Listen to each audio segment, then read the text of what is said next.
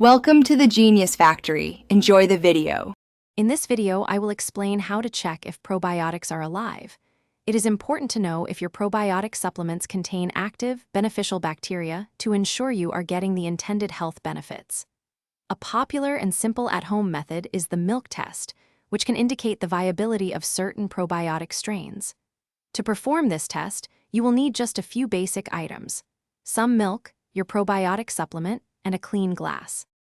Let's walk through the milk test procedure. First, pour about 4 ounces of cold milk into a clean glass. Next, open 1 or 2 probiotic capsules and sprinkle the powder directly into the milk. If you have a tablet, crush it thoroughly before adding. Cover the glass tightly with plastic wrap, making sure it touches the milk to create an anaerobic environment. Then, place the glass in a warm spot, ideally around 98 degrees Fahrenheit, for 1 to 2 days. After 24 to 48 hours, observe your milk. If it has curdled, thickened, or developed a yogurt-like consistency, this is a positive sign. It means the live lactobacillus or streptococcus strains in your probiotic have fermented the milk's lactose into lactic acid.